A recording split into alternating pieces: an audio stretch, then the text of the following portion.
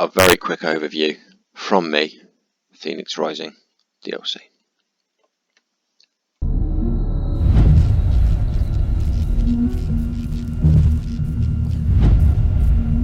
This is Assay in the Farmlands region, west, approaching east. It is impressive that you managed to survive this long.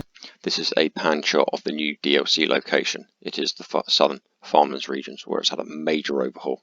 Bit weird why Maskar's tower isn't on fire, but we digress.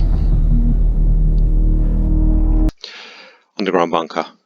This flooring here shows obviously it's high traffic, so this looks like some kind of bunker resistance underground base. 3 people quite actively kind of working. Drinks, food. Let's hope something else comes apart from the assembler.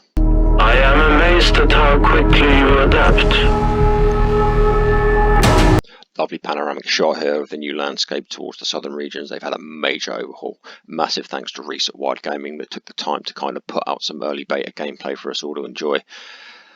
Yeah, they've changed a lot.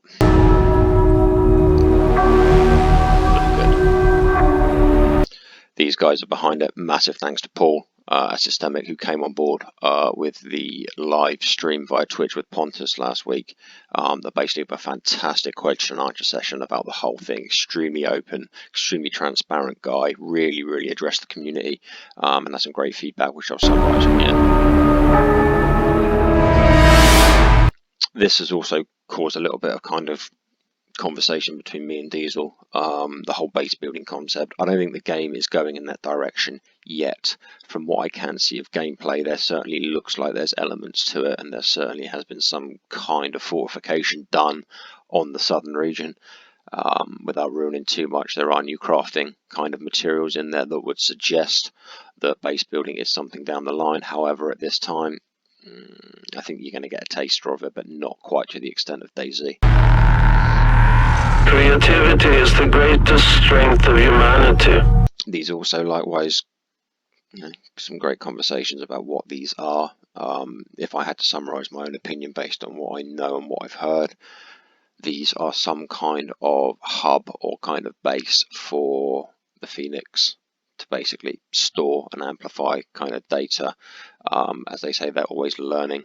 And I think this is obviously where the rivals are kind of informations are being stored here in order to, in theory, this is kind of the information storage. This is the cooling towers for said storage and kind of the information as a whole, as similar seen in the southern region. So fair to say that there's something to do with these, and these I think become a lot more kind of concrete once we're all on the island. If something you need does not exist in nature, you invent. These lights are obviously the ones guarding said little fort. Let's just call them a fortress for the time being, a little fortress. There's the armoured vehicle that you won't drive. That'll be an escort mission.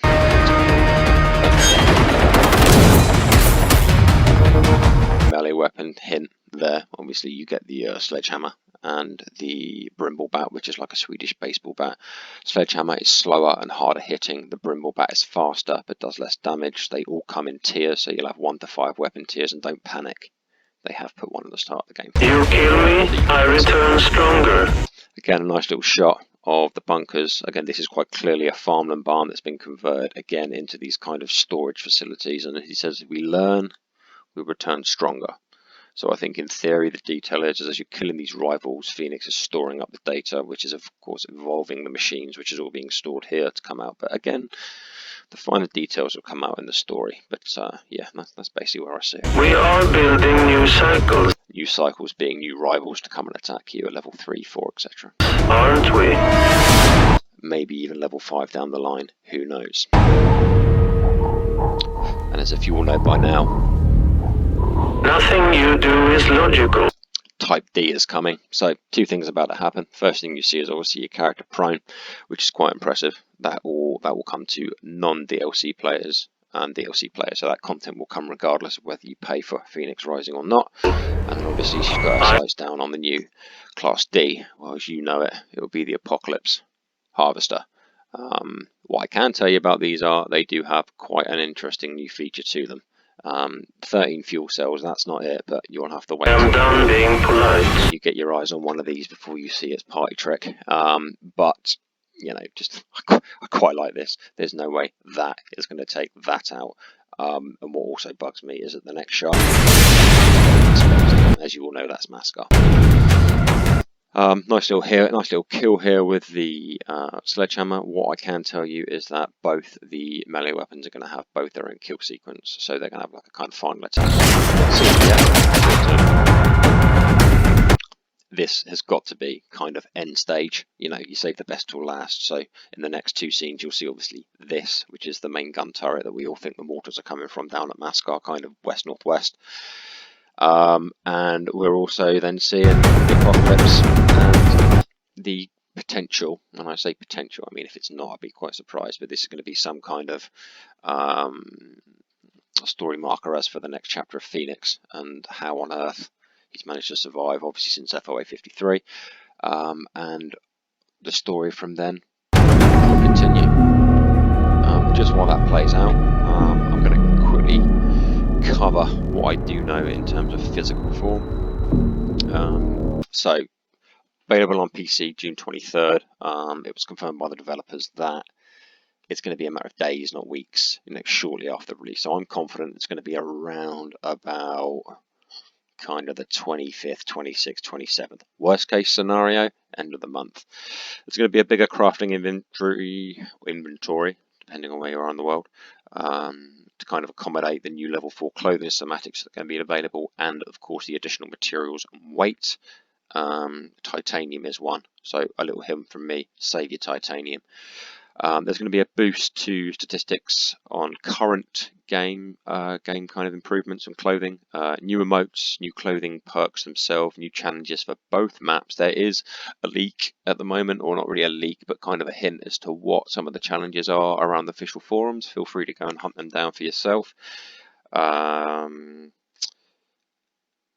LMG 59 experimental will become a normal weapon drop as well for those of you that missed it on both the event occasions. I haven't met anyone that's traded it with you. Don't worry, it'll become part of the normal drop come the update.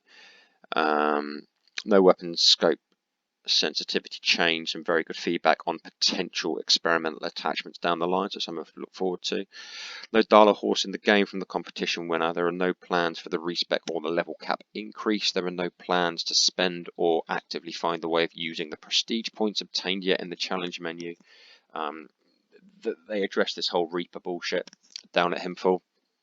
Reaper is a community name given for the thing down there. There is nothing confirmed as of that yet. The level 4 Apocalypse Harvester will be available as a rival. 12 new achievements with a total unknown. 3 kill based, 1 collectible based, 6 story based, and 2 secret story based achievements.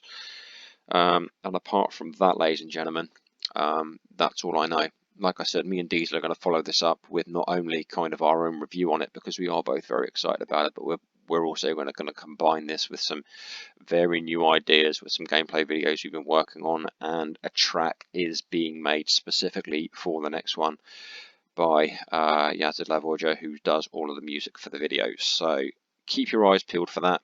Feel free to head through the channel and look at kind of some stuff that I've been doing in the meantime. And yeah, fingers crossed for the Xbox release, and I will see you all very soon.